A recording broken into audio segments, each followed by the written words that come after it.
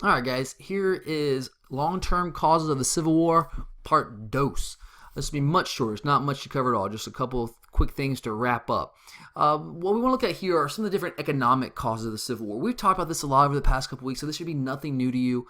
After the War of 1812, as the country is progressing on and moving closer and closer to the Civil War here, they didn't know the Civil War was coming. They might have had a feeling, but they didn't know. Now, in hindsight, we can look back and say. But you can see clearly, and we've talked about this, that the economies of the two different sections of the country, the northern section and the southern section, are really moving in dramatically different directions. The north is becoming much more industrial and much more based on trade, while the southern economy is really digging their heels in deep with their agricultural basis of their economy. So north industry, south agriculture. That means that these two different sections of the country, yes, they're technically part of the same country still. That's still true.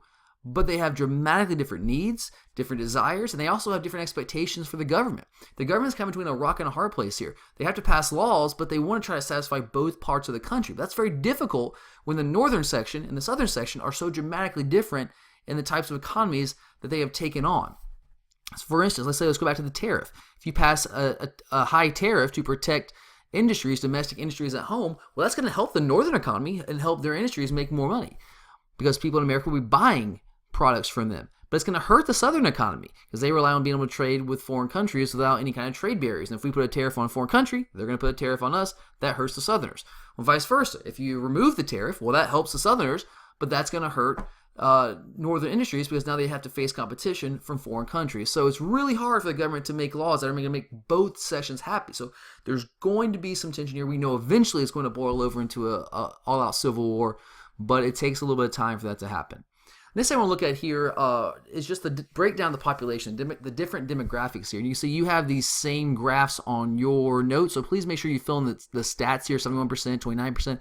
Fill that in so that you can have that as a reference to go back and go back and study your notes when you're preparing for quizzes and tests. But the vast majority of the population leading up to the Civil War was located in the northern states. 71% of the population, in fact, was located in the north. That means only 29% of U.S. citizens lived in the South. So you can kind of see the South was definitely in the minority, and they knew that. They felt that. They felt like they were being singled out. They were being ignored because they were the minority, and they're kind of defensive about that, and they're going to be willing to take drastic steps here moving forward. The free versus slave population is also dramatically different. Remember, most states in the North, almost all states, in fact, at this time had outlawed slavery if you were in the North. So 99% of the people that live up north are free. Only one small percent are going to be slaves. In the South, though, it's a little bit different. You still have more free citizens, but you also have 33% of the population that are slaves. So let's look at these numbers here, and let's try to see what implications this might have moving forward if there happened to be a civil war. If 71% of the U.S. population is living up north, what do you think that means militarily? Yeah, they're going to have the advantage in terms of sheer manpower. Their population is large enough to assemble an army that's truly capable of defending their country. On the flip side, though, if you look at the South, there's just not enough free men to really build an army that's capable of defending the Confederacy. It has nothing to do with who's more skilled, who has the better generals. It's just sheer numbers. When one side has significantly more people, 71% to 29%, well, that's going to be very difficult to overcome. And in fact, we'll talk about this once we have the Civil War. It's borderline miraculous that the South survived in the Civil War as long as they did, considering all the disadvantages they had in terms of manpower. All right, let's look at manufacturing resources. So it's not just about manpower. That's a big part, but you also want to factor in talking about wars. Who has the ability to manufacture things that you can use to help you win a war, whether it's weapons, trains, clothes, all those types of things. You want to be able to manufacture them. Well, 92% of the U.S. industrial output is coming from the north. Duh, that makes sense, right? I mean, that's where the factories, the industry is located, so the vast majority of all industrial output is going to come from the northern states. So if 92% comes from the north, it means only 8% is coming from the south. So obviously here, the north has plenty of resources they need to produce weapons and other military supplies and equipment, while the south just does not have the industrial resource, the industrial might to make the things that they're going to need in order to win a war. Again, it's miraculous that they last as long as they did in the Civil War, about 4 years or so. But it doesn't stop there. Let's also look at employment and property ownership and see some of the differences here. Really all you need to do is write what's in black. I know that's all of this, but I don't want you to have to write any more than you have to over here in the northern economy. Most citizens in the north, they worked for someone else, and most of them didn't own property. Even the free citizens didn't really own their own property. They worked at a factory. They worked in some sort of industry, some sort of plant. And that includes even large-scale farming regions. There are some regions up north that can do some smaller farming, but machines began reducing the need for agricultural workers. The machines are doing the job for them. Now in the South, though, it's a little different. Many Southerners did own slaves. You got to remember, though, it was only the wealthy Southerners, the plantation owners that owned slaves. Not all Southerners were wealthy enough to own slaves. There were plenty of poor white farmers as well. But the economy of the South as a whole depends heavily on the production of cash crops. We've talked about this plenty. Going back to Jamestown, cotton, corn, rice, tobacco, depending on which state you're in. All those things require human labor, and if they're going to require human labor, that means they're going to depend on slavery. The Southern economy was just truly tied up with slavery. Now, you could say, well, Mr. Graves, couldn't they just hired white people to do this job for these poor white farmers? Yes, they could have, but when you hire someone to do those jobs, that means you have to pay them, even if you're not paying them much. And whatever you pay workers to do, that means that's cutting into your profits. You don't get to make as much money to take home as your own.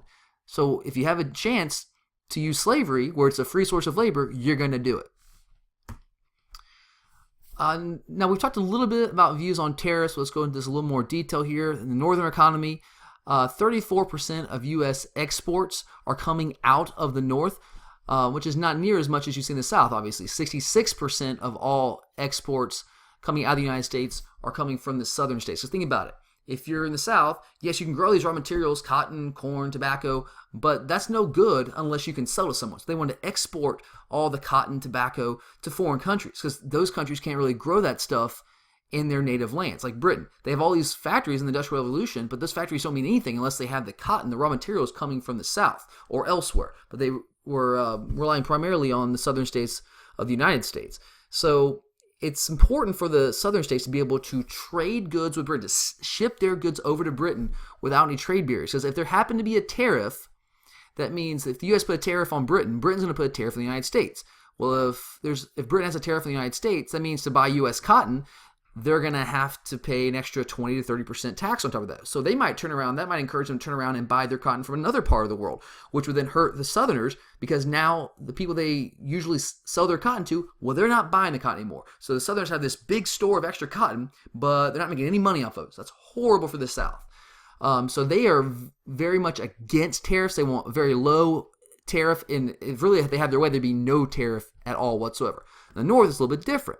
They want high tariffs on foreign goods because let's say if you're an American and you've got a choice to buy let's say a rocking chair from an American company or a British company. Well, probably if all things are close to equal and the chairs from the American company, the chair from the British company are pretty much the same type product, well, you're probably going to buy the one that's the cheapest. Well, if you now have to pay a tariff on British imports, let's say the rocking chair costs $10. Well, now you got to pay a 40% tariff on that, an extra $4. Well, now you're paying $14 for that chair from Britain instead of $10.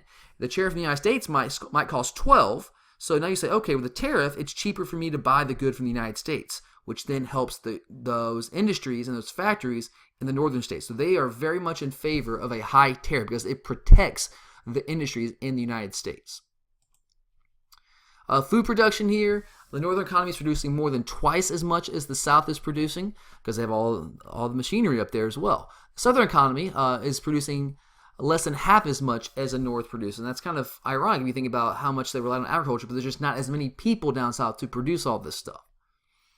Railroads is also going to be a big deal when it comes to fighting a war potentially because you're going to have to be able to transport supplies and transport troops to and from battles and bases. 71% of the U.S. railroad network is located in the northern states. Only 29% of the U.S. railroads are in the South. So this means the North is going to have a major advantage in terms of being able to transport their troops and supplies to and from the different locations they need to send them to. The South is just not going to have the ability to do that as well as the North. That's going to be a major disadvantage.